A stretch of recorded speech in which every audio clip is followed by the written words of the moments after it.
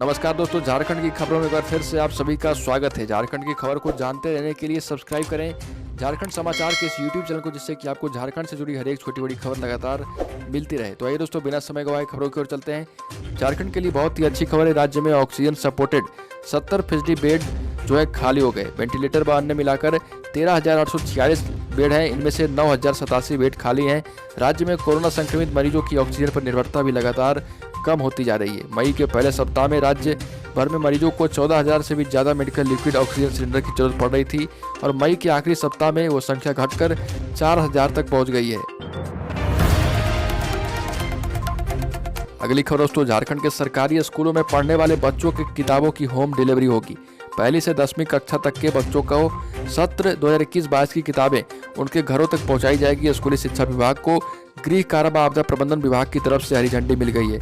झारखंड राज्य शिक्षा परियोजना के निदेशक शैलेश कुमार चौरसिया ने बताया कि झारखंड के लगभग 40 लाख बच्चों को निःशुल्क किताब मुहैया कराई जाएगी। साथ ही दोस्तों, कोरोना संक्रमित मरीजों को एक्टिव रखने के लिए कोविड अस्पतालों में अब फिजियोथेरेपिस्ट कमान संभालेंगे। जिले के सभी कोविड अस्पतालों में हेल्थ डिपार्टमेंट की तरफ से फिजियोथेरेपिस्ट की नियुक्ति कर दी गई है और ये सुबह 10 बजे से 12:30 बजे तक कोरोना मरीजों को अलग अलग एक्टिविटी कराकर उन्हें कोविड को सही दिशा में ले जाने में मदद करेंगे। स्वास्थ्य विभाग के आईसीसी प्रभारी सिद्धार्थ त्रिपाठी ने बताया कि इसके लिए राष्ट्रीय कुष्ठ कार्यक्रम और राष्ट्रीय बाल कार्यक्रम के अंतर्गत जिले में नियुक्त सभी कर्मियों को बुलाया जाएगा। वह दोस्तों, झारखंड के सीएम हेमंत सोरेन ने प्रधानमंत्री नरेंद्र मोदी को पत्र लिखा। इसमें उन्होंने राज्य के सभी आयु वर्ग के लोगों के लिए कोरोना वैक्सीन मुफ्त में मुहैया कराने का अनुरोध किया। साथ ही सीएम ने कहा कि हर राज्य की अपनी भौगोलिक, सांस्कृतिक और पारंपरिक बनावट है और इसके लिहाज से हाई रिस्क श्रेणी चुनने की आज़ादी राज्य को होनी चाहिए। हेमंत सोरेन ने प्रधानमंत्री को लिखे पत्र में साफ कहा है कि कोरोना के कारण राज्य की आर्थिक स्थिति ठीक नहीं है और सभी राज्य में जितने भी लोग हैं उनका वैक्सीनेशन राज्य सरकार नहीं करवा पाएगी।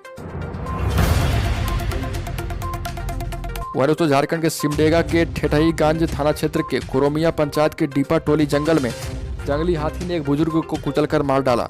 सुबह लोगों को उसकी छत बिछत लाश मिली। इसके बाद ग्रामीणों ने पुलिस को इसकी सूचना दी। बुजुर्ग को जंगल में लकड़ी लाने गया था और जब काफी देर हो गई तो ग्रामीण उसे ढूंढने गए, पर जंगल से हाथियों के चिघाड़ने की आवाज सुन वो वहां से भाग निकले। सुबह बुजुर्ग की तलाश बरामद हो गई है। साथ ही दोस्तों, रांची के रिम्स में सुबह से ही 125 नर्सें हंगामा कर रही है और इनका आरोप है कि इन्हें पहले नियमों की अनदेखी कर नियुक्त किया गया और 1 महीने काम भी कराया गया। अब जिले में कोविड काबू में आ गया है तो इन्हें निकालने की तैयारी चल रही है। बताया जा रहा है कि इन्हें अब काम पर नहीं रखा जाएगा। कहा जा रहा है कि अब इनकी कोई जरूरत राज्य सरकार को महसूस नहीं हो रही, क्योंकि कोविड का संक्रमण अब राज्य में घट रहा है।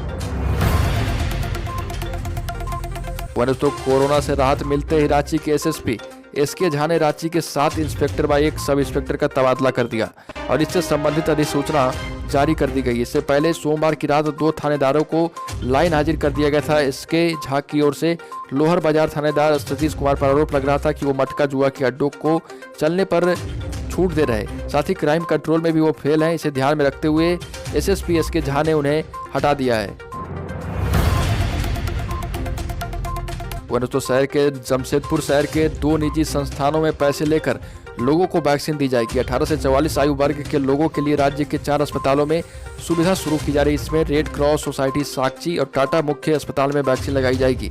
राज्य में मेडिका रांची बोकारो जनरल अस्पताल में वैक्सीन के 1,000 रुपये लिए जाएंगे।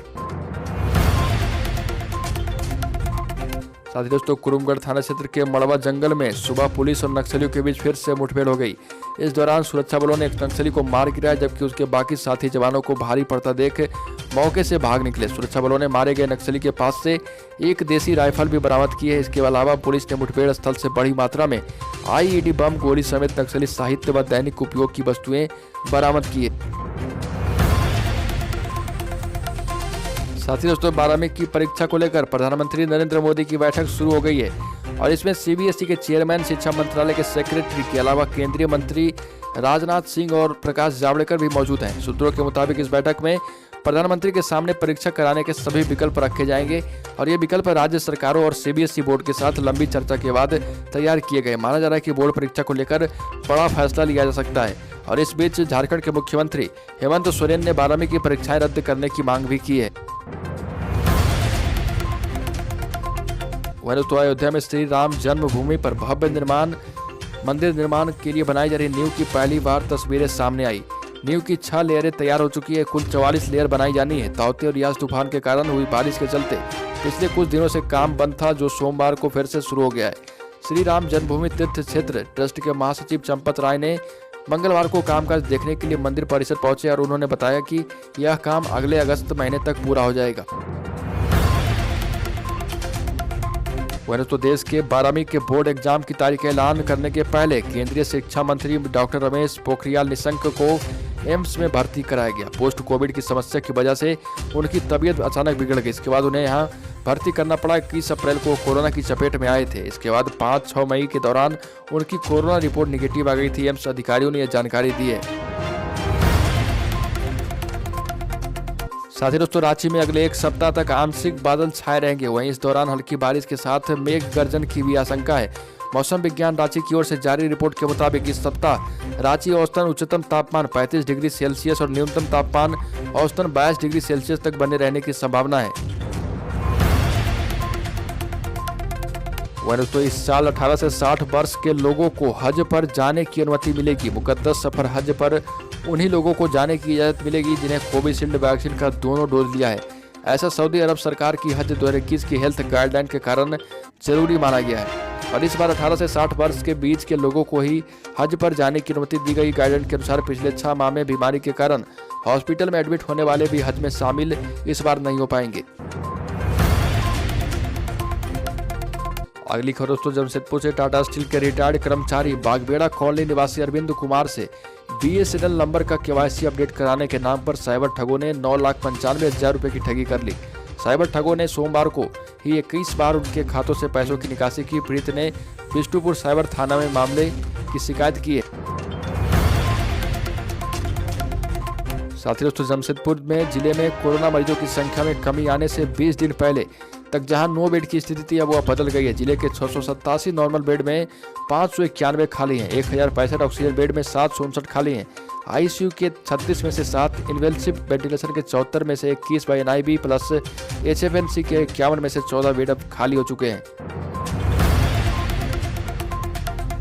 वहीं दोस्तों रांची जेल भेजे गए शूटर अमन सिंह के कारनामों में धनबाद पुलिस अब परेशान है। वहीं दूसरी ओर एक और परेशानी बढ़ने वाली है। जमशेदपुर की घाघीडीह जेल में बंद कुख्यात गैंगस्टर सुजीत सिन्हा अब धनबाद मंडल कारा में शिफ्ट होगा। सुजीत के खिलाफ धनबाद के बैंक मोड़ व सरायढेला थाना में 2 प्राथमिकी दर्ज है। व्यवसायियों से रंगदारी मांगने के आरोप में दोनों पर प्राथमिकी दर्ज हुई थी। साथ ही दोस्तों बादशाहपुर के जमीन कारोबारी लाला खान हत्याकांड का शूटर भोला साव उर्फ राजकुमार ठाकुर को रांची के कांके थाना क्षेत्र के जयपुर गांव से गिरफ्तार कर लिया। धनबाद पुलिस की सूचना पर देर शाम भोला की गिरफ्तारी हुई। जयपुर गांव में घोड़ा खरीदने के नाम पर वह पिछले 4 दिनों से छुप कर रह रहा था। SSP असीम विक्रम मिंज को तकनीकी सेल से भोला का लोकेशन रांची के जयपुर गांव में मिला था और SSP ने रांची पुलिस को इसकी जानकारी दी। दोस्तों सुप्रीम कोर्ट ने मंगलवार को दिल्ली हाई कोर्ट के उस फैसले पर रोक लगा दी है जिसमें हाई कोर्ट ने लोगों द्वारा इंपोर्ट किए जा रहे ऑक्सीजन कॉन्सेंट्रेटर पर GST लगाने को असंवैधानिक करार दिया था। सुप्रीम कोर्ट ने इस फैसले पर रोक केंद्र की दलीलें सुनने के बाद लगाई है। केंद्र की ओर से अटॉर्नी जनरल के वेणुगोपाल ने कहा कि ऑक्सीजन कॉन्सेंट्रेटर पर टैक्स में छूट गरीबों और जरूरतमंदों को ध्यान में रखकर दी गई थी। लोग जो कॉन्सेंट्रेटर मंगवा रहे हैं इसके लिए उन्हें छूट नहीं दी गई थी। तो दोस्तों झारखंड की खबरों में आज के लिए इतना। अगर आपने अभी तक इस चैनल को सब्सक्राइब नहीं किया तो सब्सक्राइब करें झारखंड समाचार के इस YouTube चैनल को, जिससे कि आपको झारखंड की खबर लगातार मिलती रहे।